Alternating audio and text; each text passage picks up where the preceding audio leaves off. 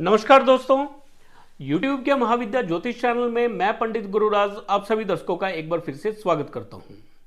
दोस्तों, YouTube के महाविद्या ज्योतिष चैनल के माध्यम से मैं लाल किताब और वैदिक ज्योतिष से जुड़ी हुई अनुभूत जानकारी समय समय पर आप तक पहुंचाता रहता हूं।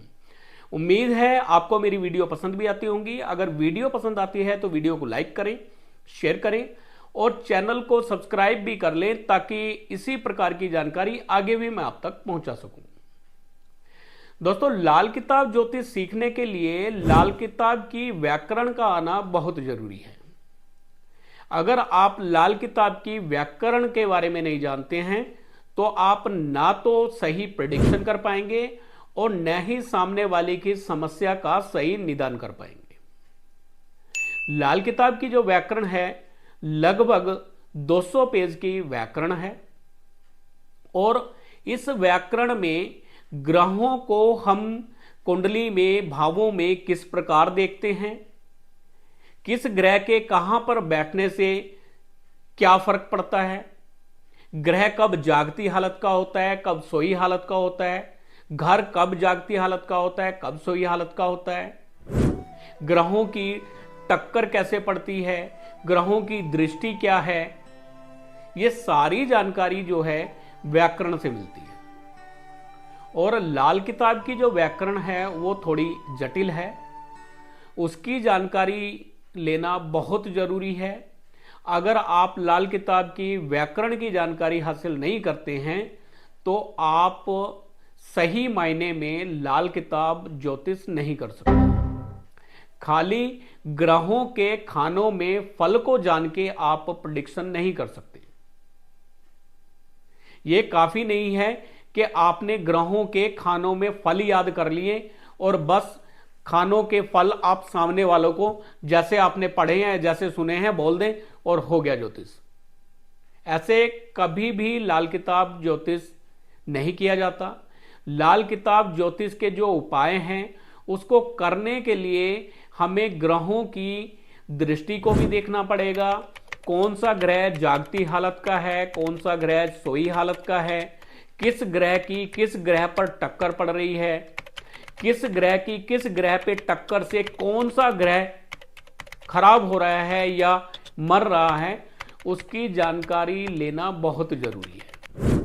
दोस्तों, आज की जो वीडियो है ये बहुत ही महत्वपूर्ण वीडियो है। मेरी बहुत पुरानी वीडियो है, आप बहुत शुरुआत में जाएंगे तो लाल किताब के जो भाग हैं, जो लाल किताब ज्योतिष सीखने के लिए जो मैंने पार्ट बनाए हैं वो तकरीबन 10-15 वीडियो मैंने 10-15 भाग बनाए हुए हैं। उनको अगर आप देखेंगे तो आपको ये जानकारी हासिल हो जाएगी।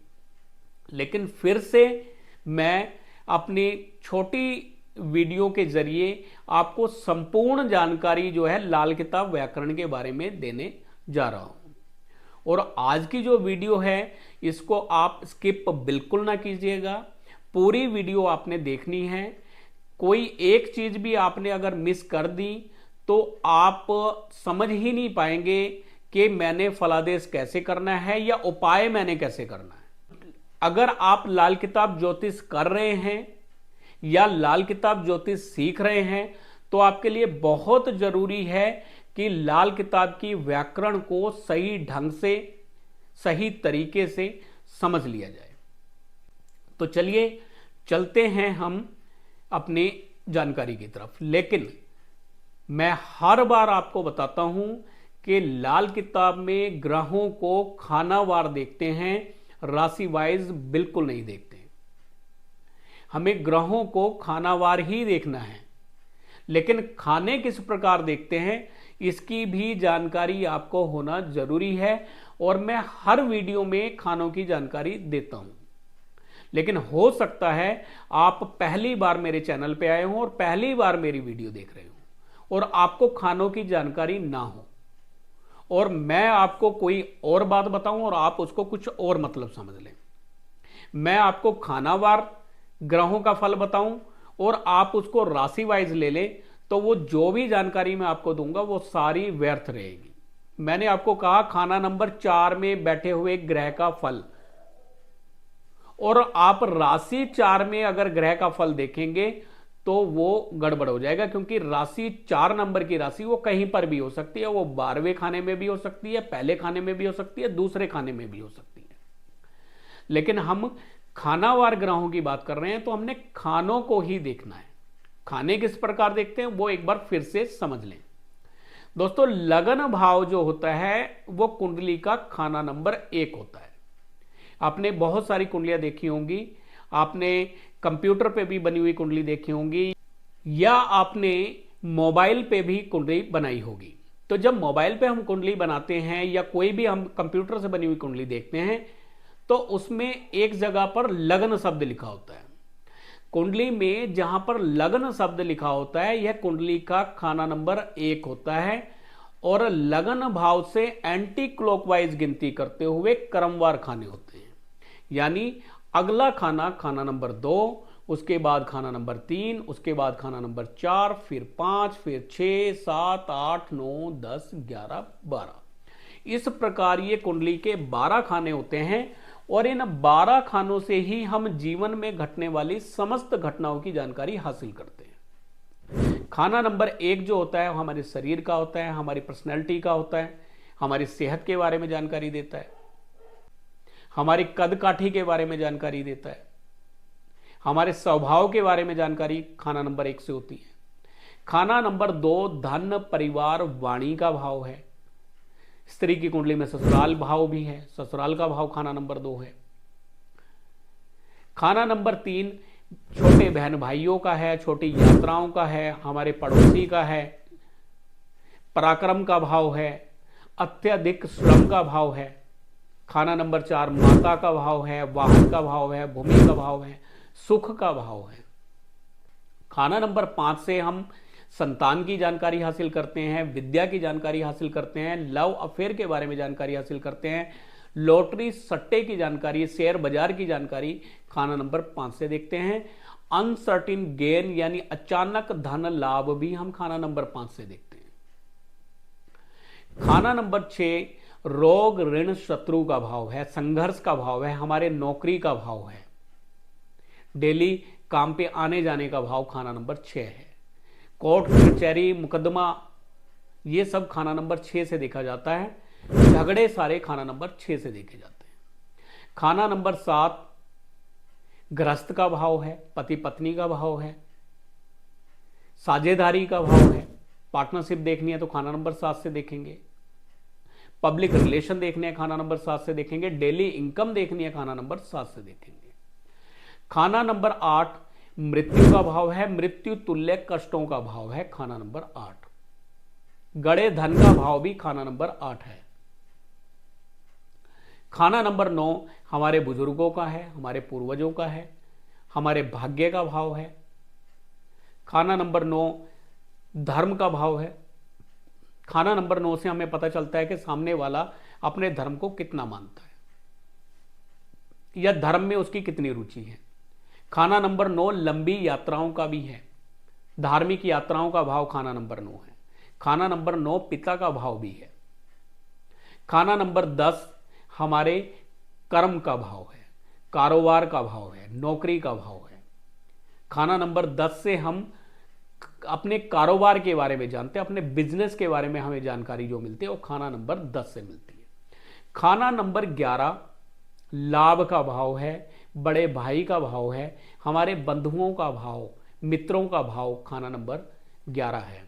खाना नंबर 11 से हम लाभ का पता करते हैं, कितना हमें लाभ होगा, कैसे लाभ होगा, किस चीज से लाभ होगा, वो हम खाना नंबर 11 से देखते हैं। खाना नंबर 12 खर्च का भाव है, व्यय का भाव है, हानि का भाव है। खाना नंबर 12 हमारी नींद का भाव है, सपन का भाव खाना नंबर 12 है। खाना नंबर 12 विदेश यात्रा का भाव भी है। खाना नंबर 12 से हम विदेश यात्रा भी देखते हैं। खाना नंबर 12 से हम पूर्व जन्म भी देखते हैं। और खाना नंबर 12 से हम रात्रि सुख के बारे में भी जानकारी हासिल करते हैं। पति पत्नी का जो प्राइवेट टाइम होता है, उनका पर्सनल टाइम होता है, वो भी खाना नंबर 12 से देखा जाता है। तो इस प्रकार जीवन में घटने वाली समस्त घटनाओं की जानकारी हमें कुंडली के इन 12 ही भावों से हासिल होती है।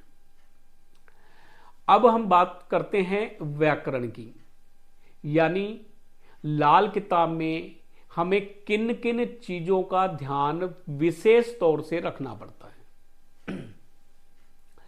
दोस्तों, जन्म कुंडली में अगर लगन भाव में कोई ग्रह बैठा हुआ है और सातवां खाना खाली है, यानी लगन के बिल्कुल सामने वाला खाना खाली है, तो लगन में बैठा हुआ ग्रह सोई हालत का होगा, यानी सोया हुआ ग्रह होगा, और वह ग्रह कोई भी फल देने में असमर्थ होगा।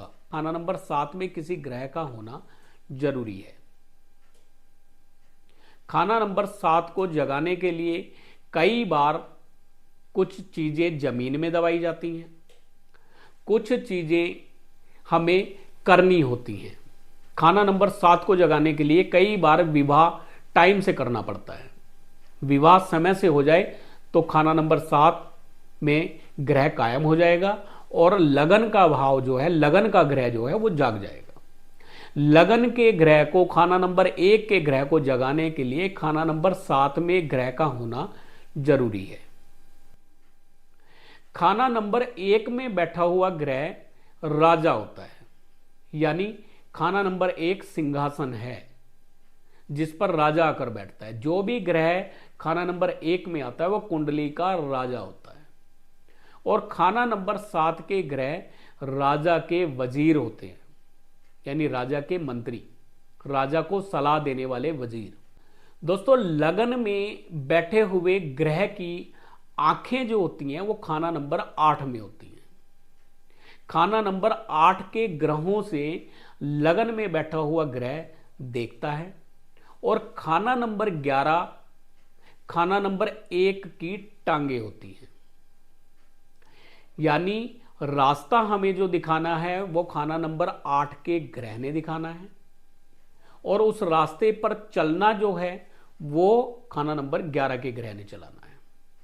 अगर खाना नंबर 8 का ग्रह लगन का शत्रु हुआ तो ऐसा इंसान उस तरह से व्यवहार करेगा जैसे कोई इंसान किसी दूसरे का हाथ पकड़कर चल रहा हो। खाना नंबर 11 टांगे हैं, यानी जो रास्ता आपको दिखाया गया उस रास्ते पर चलने की जो शक्ति प्रदान करता है वो खाना नंबर 11 का ग्रह वो शक्ति प्रदान करता है। यानी फिर से समझ लें, लगन में बैठे हुए ग्रह की आंखें जो हैं वो खाना नंबर 8 के ग्रह हैं, और जो टांगे हैं वो खाना नंबर 11 के ग्रह हैं। दोस्तों, लगन में यदि एक ग्रह बैठा हुआ हो और खाना नंबर 7 में एक से ज्यादा ग्रह हों तो ये उत्तम प्रभाव का होगा, यानी राजा के कई वजीर होंगे जो उसको सही और गलत की जानकारी देंगे। लगन में बैठा हुआ राजा अपने वजीरों की सलाह से सही या गलत का फैसला करेगा और जीवन में सफलता हासिल करेगा, सही तरह से राज कर पाएगा। लेकिन अगर लगन में एक से ज्यादा ग्रह आकर बैठ जाएं और खाना नंबर 7 में कोई एक ग्रह बैठा हुआ हो या 2 ग्रह बैठे हुए हों तो खाना नंबर 7 के ग्रह की जड़ कटती होगी।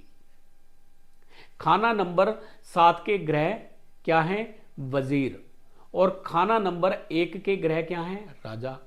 अब अगर राजा की गद्दी पर 2 से ज्यादा लोग आकर बैठ जाएंगे या राज करने वाले 2 से ज्यादा लोग होंगे और वजीर अगर एक होगा तो वो सारे राजाओं की बात नहीं मान पाएगा। कोई राजा कुछ बोलेगा, कोई राजा कुछ बोलेगा, कोई राजा कुछ बोलेगा, और किसी की भी अगर नाफरमानी करेगा तो वो मारा जाएगा।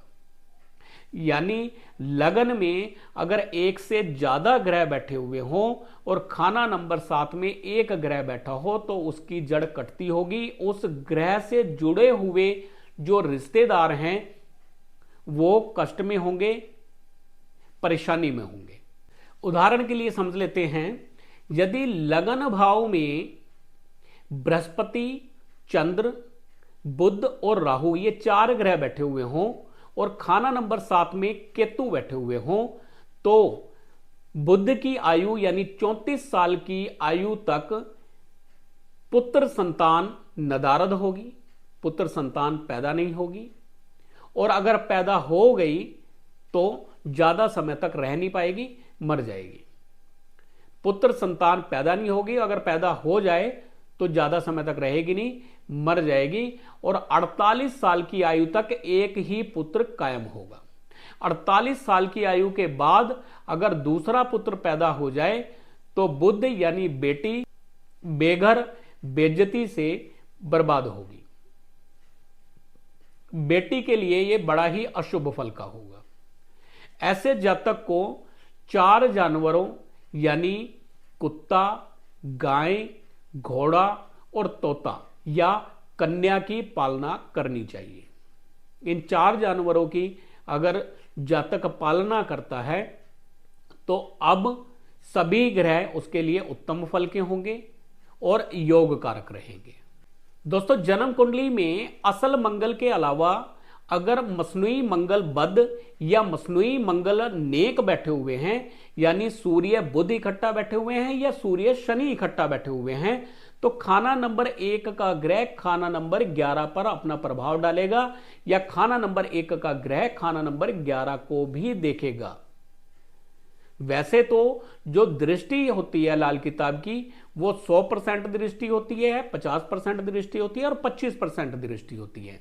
यानी लगन का ग्रह खाना नंबर 7 के ग्रह को 100% दृष्टि से देखता है, खाना नंबर 4 का ग्रह खाना नंबर 10 को 100% दृष्टि से देखता है, खाना नंबर 5 का ग्रह खाना नंबर 9 के ग्रह को 50% दृष्टि से देखता है, खाना नंबर 3 का ग्रह खाना नंबर 11 और खाना नंबर 9 के ग्रह को 50% दृष्टि से देखता है, खाना नंबर 2 का ग्रह खाना नंबर 6 को देखता है और खाना नंबर 8 का ग्रह खाना नंबर 2 को देखता है, जो 25% दृष्टि होती है। लेकिन अगर कुंडली में असल मंगल के अलावा मंगल बद बैठ जाए यानी सूर्य शनि इकट्ठा बैठ जाए या मंगल नेक बैठ जाए यानी सूर्य बुध इकट्ठा बैठ जाए, तो लगन का ग्रह खाना नंबर 11 के ग्रह को भी देखेगा और उसमें अपना प्रभाव डालेगा। अगर खाना नंबर 11 खाली हो तो अब जो लगन में बैठा हुआ ग्रह है वह बुध की चाल पे अपना असर देगा, बुध के जैसा असर देगा। जैसा बुध कुंडली में बैठा होगा वैसा ही असर लगन भाव में बैठे हुए ग्रह का होगा। अगर बुध अच्छी हालत में बैठा है तो लगन में बैठे हुए ग्रह का फल अच्छा होगा, और अगर बुध अशुभ बैठा है तो लगन में बैठे हुए ग्रह का फल भी अशुभ हो जाएगा। दोस्तों, जन्म कुंडली में खाना नंबर 1 में अगर 1 से ज्यादा ग्रह बैठे हुए हों और खाना नंबर 8 खाली हो तो अब खाना नंबर 1 का जो मुंसिफ होगा या इंसाफ करने वाला होगा या जो राजा होगा वो शुक्र होगा, जैसा कि वो खाना नंबर 1 में बैठा होगा।